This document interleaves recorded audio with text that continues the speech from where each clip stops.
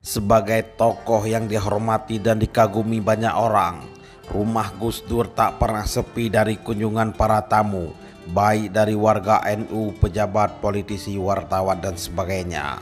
Gus Dur menerima tamu-tamunya biasanya dengan pakaian non-formal karena kondisi fisiknya yang sudah lemah. Biasanya para tamu diajak mengobrol sambil tiduran. Nuruddin Hidayat, salah satu santri Gus Dur, suatu ketika merasa terheran-heran ketika ada tamu. Gus Dur minta untuk digantikan pakaiannya dengan kain sarung dan peci, seperti ketika mau sholat Idul Fitri. Seumur-umur ia belum pernah melihat Gus Dur seperti itu.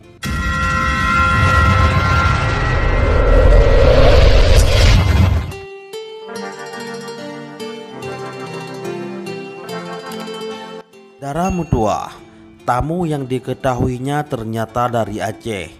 Berpakaian sederhana, dekil, dan memakai celana seperti yang biasa dipakai oleh bakul dawet atau penjual dawet. Tamu tersebut diantar oleh aktivis Aceh.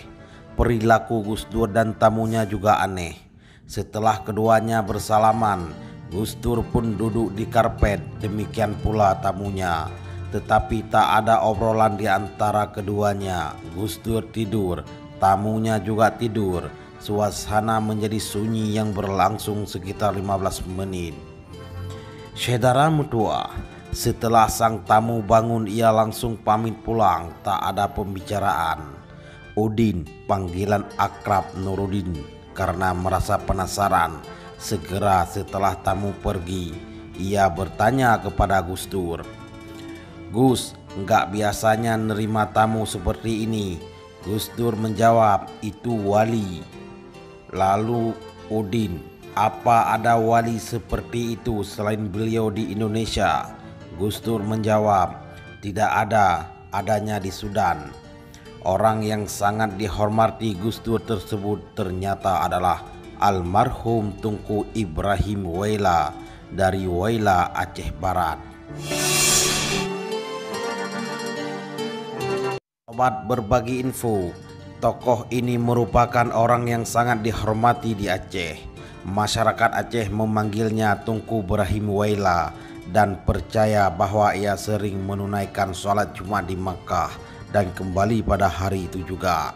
Menurut cerita masyarakat di sana, dia bisa berjalan cepat dan lebih cepat dari mobil. Dia jarang naik bus, tapi lebih senang berjalan kaki. Ia juga dipercaya bisa menghilang. Ada orang yang menyebutnya sebagai wali tidur yang menghabiskan hari-harinya dengan tidur. Tunku Ibrahim Waila juga bisa mengetahui perilaku seorang dan sering sekali orang yang menemui beliau dibacakan kesalahannya untuk diperbaiki.